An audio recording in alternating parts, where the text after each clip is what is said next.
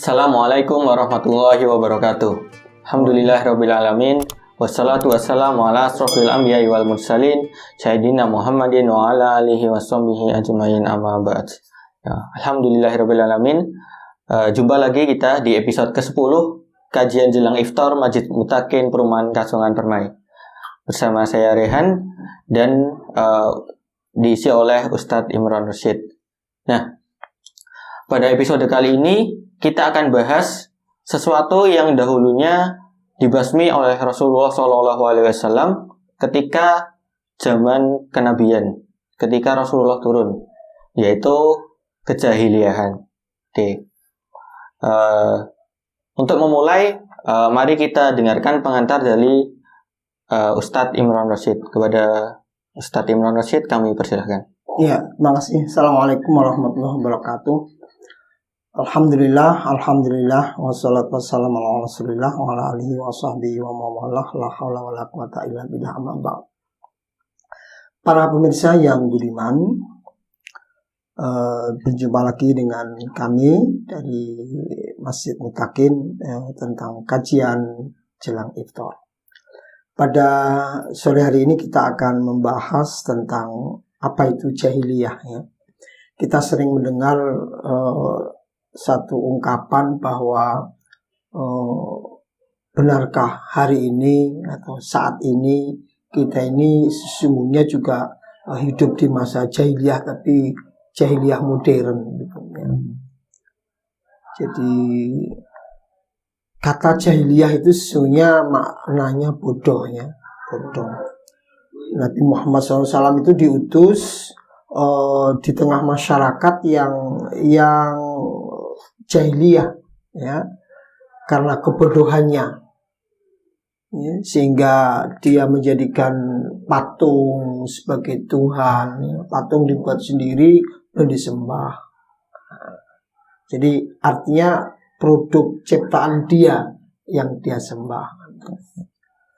Kemudian perilakunya, misalnya perilaku jahiliyah di masa Nabi itu, ya, kalau orang punya anak perempuan itu malu.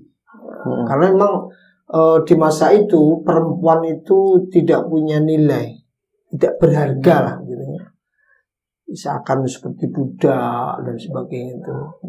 Nah, kemudian maka terkenal cerita bahwa Umar bin Khattab itu pernah membunuh anak perempuannya, sehingga ketika dia masuk Islam akhirnya dia merasa getun, kenapa kok saya dulu berpikiran semacam itu Umar, ya.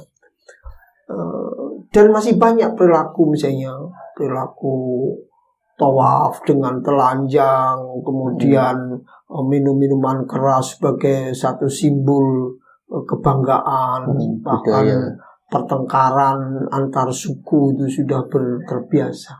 Itu dulu. Nah, nampaknya sekarang ini kehidupan di masyarakat, ya, di dunia secara global juga hampir mirip, sama, ya, hampir mirip, ya. Jadi sekarang juga begitu. Kita sering mendengar di televisi ada berita ditemukan anak, belum lama ini ada ditemukan anak kehilangan kakinya, gitu. Nah, kemudian perbudakan, ya, sekarang kan masih banyak perbudakan terselubung dan sebagainya, gitu. Kemudian perempuan, ya. Sekarang ini martabat perempuan kan sudah. Nah, ini jadi jahiliyah itu hakikatnya, ya, mengapa mereka semacam itu? Ya, karena mereka tidak mampu menggunakan akal dan pikirannya, hati nuraninya. Jadi kalau kita itu hanya menuruti hawa nafsu, menurut pikiran kita, ya, tanpa ada petunjuk dari sang pencipta kita, ya, akhirnya memang kehidupannya semacam itu. Lah, Nabi hadir itu kan sesungguhnya memberikan petunjuk. Innama bu'itsu liutammima makarimal akhlak kan gitu. Aku itu diutus ke dunia ini untuk menyempurnakan akhlak manusia. Ya, dari pikiran-pikiran jahiliyah itu. Saya kira itu, ya. Ya. Baik. Oke. Mungkin jadi kejahilian itu adalah bentuk-bentuk kebodohan di mana perilaku manusia itu mengikuti nafsu tanpa mengikuti petunjuk-petunjuk yang sudah diberikan oleh Rasulullah seperti itu kira-kira. Baik. Kemudian kalau di zaman sekarang ini ya, kira-kira apa saja sih yang jadi bentuk-bentuk kejahilian yang mirip dengan kejahilian yang dilakukan oleh orang-orang pada zaman Nabi dulu? Ya, jadi jahiliyah itu kan kalau kita bagi secara global aja ya gitu. Ada jahiliyah dalam ketuhanan misalnya. Satu contoh. Di dalam Al-Quran surat Al-A'raf ayat 138 dikatakan wajawazna bibani Israila al-bahra fa'atau ala qaumin ya'kufuna ala asnamil lahum qalu ya Musa ij'al lana ilahan kama lahum alihah. Jadi maknanya, dan kami seberangkan Bani Israel itu ke seberang lautan. Dulu kan ceritanya kan gitu ya. Maka setelah mereka sampai di satu kaum yang tetap menyembah berhala, Bani Israel ini yang dibawa Musa ini minta kepada Musa, "Hai Musa, aku dibuatkan sebuah Tuhan berhala sebagaimana mereka mempunyai beberapa Tuhan berhala." Nah, pengen. Iya itu. Jadi memang begitu ya. Tabiat manusia itu memang gitu ya.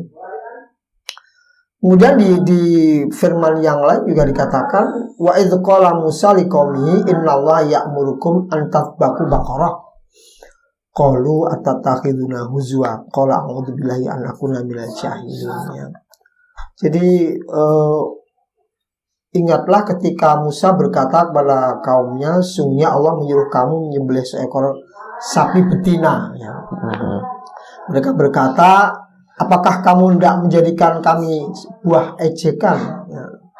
Musa menjawab, aku berlindung pada Allah agar tidak menjadi salah seorang dari orang-orang yang jahil.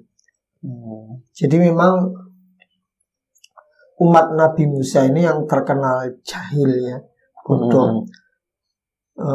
Meskipun masih dengan nabinya, masih ada nabinya ini ya, masih ada nabinya, ya, masih ada nabinya. Ini jahil tentang ketuhanan ya, tentang akhlak misalnya, ya, jahil tentang akhlak. Contohnya Nabi Yusuf, ya, Nabi Yusuf. Jadi cerita tentang Nabi Yusuf, qala rabbi sijnu ahabbu ilayya mimma yad'unani ilaihi wa illa tasrif anni kaidahunna asbul ilaihinna wa akun minal jahilin. Jadi Yusuf berkata, ya Allah ya. Jadi ini Yusuf mengadu pada Allah, wahai Tuhanku, penjara lebih aku sukai daripada memenuhi ajakan mereka kepadaku. Jadi cerita Nabi Yusuf dulu kan, Nabi Yusuf itu kan nabi yang bagus ya, tampan, cakep, ya, tampan dan sebagainya, sehingga sampai-sampai istri pembesar ya pada saat itu ya tertarik dengan Yusuf, membuat rekayasa dan sebagainya, ya akhirnya konangan kan gitu istilahnya, konangan, ketahuan sama akhirnya dituduh lah, yang mau selingkuh itu Yusuf. Nah, tapi itu cerita akhlak kan, perilaku perempuan pada zaman itu ya, pada zaman itu jahiliyah. Di zaman Nabi juga sama. Nah itu, jadi jahiliyah tentang akhlak ya. Makanya di zaman Nabi orang-orang perempuan Muslim itu nggak boleh keluar. Sebab memang zaman jahiliyah itu perempuan itu senangnya ya pamer kesana kemari seperti sekarang lah. Jadi sekarang ini perempuan membuka aurat ya, kalau di luar negeri kan bahkan lebih ngeri kan. Iya. Ya lebih ngeri. Jadi wanita itu yang mesti harus menutup. Itu kan di dalam Al-Quran jelas dikatakan waqarna fi buyutikunna wala tabarrajna tabarrujal jahiliyatil ula, ya. Dan hendaklah kamu tetap di rumahmu dan jangan kamu berhias dan bertingkah laku seperti orang-orang jahiliyah pada masa itu. Jadi memang orang jahiliyah pada masa itu senangnya keluar rumah, mejeng dan sebagainya, berhias, bersolek. Bahkan sekarang yang namanya lomba berhias itu kan lomba itu kan terkenal di dunia. Lomba-lomba. Ya, lomba kecantikan dan sebagainya itu. Itu sesungguhnya perilaku jahiliyah. Gitu. Ya, jadi itu. Kemudian hukum juga begitu. Ya. Jadi di dalam Al-Quran surat Qasas atau di dalam Maidah dulu ya, apa hukmul jahiliyatil yabghun? Apakah hukum jahiliyah yang mereka kehendaki? Waman ahsanu minallahi hukman liqaumi yuqinun. Dan hukum siapakah yang lebih baik daripada hukum Allah bagi orang-orang yang yakin? Jadi inilah, jadi orang jahiliyah itu karena tidak tahu. Ya, orang jahiliyah itu memang mereka melakukan kejahilian karena kebodohan karena dia tidak mengerti hukumnya. Padahal Allah, kalau kita orang Islam kan yakin betul bahwa Allah itu Tuhan kita. Allah yang menguasai alam semesta ini. Nah, tentunya Allah yang memiliki hukum kan, bagaimana mengatur manusia. Innama bu'ithul utamimah itu kan diutus untuk menyempurnakan perilaku manusia yang jahiliyah itulah. Nah, Nabi berhasil. Itu syaratnya. Jadi itu. Baik. Jadi ada kejahilian di ketuhanan, kemudian kejahilian di akhlak, kemudian di hukum. Ya, sesungguhnya tidak hanya itu perilaku jahiliyah. Tapi itu masih banyak. Itu hanya bagian kecil dari kejahilian yang sekarang terjadi. Jadi intinya bahwa kita ini hidup di masa jahiliyah modern. Saya kira itu intinya. Baik. Bisa dibilang kan kita sekarang hidup di zaman-zaman kejahilian modern ya, Ustaz. Nah, sedangkan tadi ada kejahilian ketuhanan, kemudian kejahilian akhlak, dan kejahilian hukum. Nah, kalau misalnya di ketuhanan sendiri, Ustaz, di masa sekarang ini kejahilian di bidang ketuhanan itu seperti apa sih? Ya, menuhankan ciptaannya. Kan sekarang tidak mungkin dia buat patung tidak. Tapi sekarang kan ilmu pengetahuan jadi Tuhan. Jadi uang jadi Tuhan. Ini gitu kan orientasinya. Iya. Jadi saya kira gitu. Kan kadang-kadang ilmu pengetahuan jadi dasar untuk menolak keberadaan Tuhan. Nah, gitu. Baik. Dan kalau misal dari segi akhlak sudah kita bahas ya tadi, misal bagaimana pakaian wanita sekarang. Yang bahkan sampai ada ungkapan itu, kalau misal ketelanjangan itu adalah kemajuan, maka binatang sudah mencapai pusat peradaban. Itu ungkapannya. Ungkapan seperti itu. Oke, baik. Kemudian kalau di bidang hukum, Ustaz, misal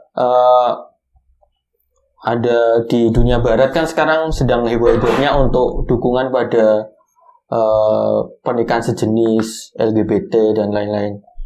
Itu apakah itu bentuk-bentuk kejahilian juga? Iya, saya kira memang begitulah. Jadi sekarang mereka itu kan tidak punya pegangan. Ya, tidak punya pegangan. Jadi masyarakat di barat itu kan sekarang lebih banyak ke agnostik kan, ateis, tidak punya pegangan, sehingga akhirnya mereka membuat hukum sendiri lah. Jadi yang penting demokrasi itu yang banyak itu yang menang.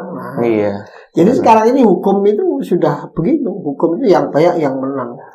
Nah, dia menciptakan satu aturan yang memang akhirnya yang menang itu yang suara terbanyak itu. Nah, itu namanya mereka tidak tahu bahwa sesungguhnya ada penguasa. Iya. Siapa? Allah penguasa kita. Saya kira itu ya. Sebagai kesimpulannya. Baik.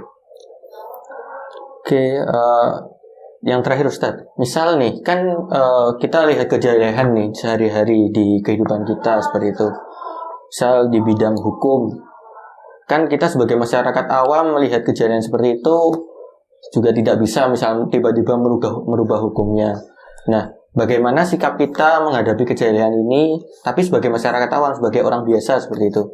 Kira-kira bagaimana Ustadz?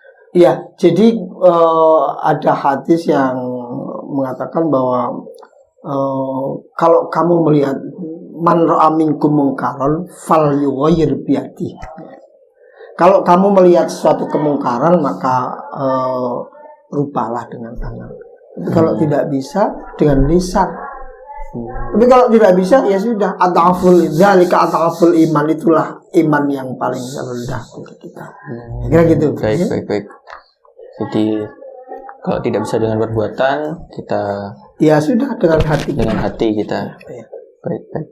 Oke.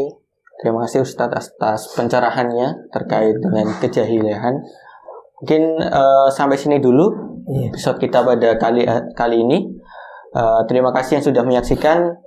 Apabila ada pertanyaan bisa sampaikan di nomor di bawah di kolom deskripsi. Kemudian silahkan like, komen, dan subscribe. Kemudian kalau misalnya ada masukan bisa disampaikan juga. Terima kasih, sampai bertemu di episode selanjutnya. Wassalamualaikum warahmatullahi wabarakatuh. Waalaikumsalam.